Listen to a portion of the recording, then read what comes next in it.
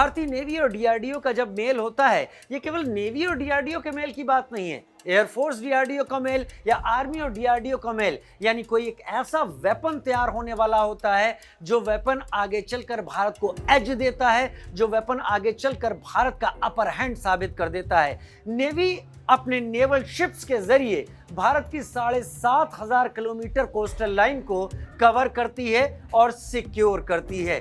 यहाँ पर डीआरडीओ अब एक ऐसी तैयारी कर रहा है, एक ऐसा टॉर्पीडो बना रहा है जो नेवी को बाकी नेवल फोर्सेस के ऊपर एज दे देगा, यानी उसको HWT कहा गया है। एक हैवी वेट टॉर्पीडो की मैं बात कर रहा हूं।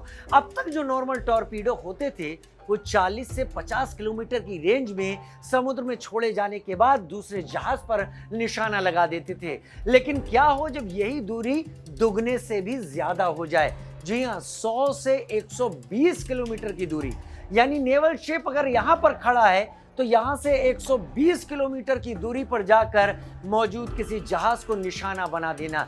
और इसके लिए डीआरडीओ ने खास तरह की प्रोपल्शन तकनीक का इस्तेमाल किया है, खास तरह की इलेक्ट्रिकल मोटर का इस्तेमाल किया है। इस हैवीवेट टॉर्पीडो को रखने के बाद भारत की जो समुद्री सीमा है उसे भारत में रहते हुए भी सिक्योर किया जा सकेगा और दूसरे की समुद्री सीमा के अंदर भारत की समुद्री सीमा से ही वार किया जा सकेगा।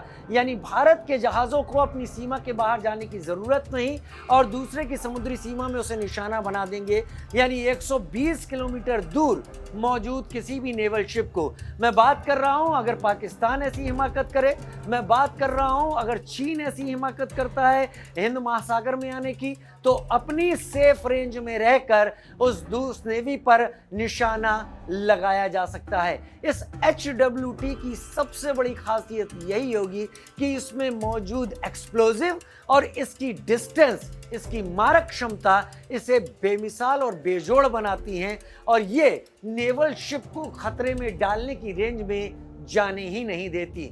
ये एक ऐसा state of the art torpedo है जो भारतीय नौसैनिक सीमा में, भारतीय सीमा में किसी भी दूसरे जहाज को आने की कोशिश नहीं करने देगा और वक्त रहते ही उस जहाज के ऊपर एक सटीक और एक बड़ा वॉर किया जा सकेगा।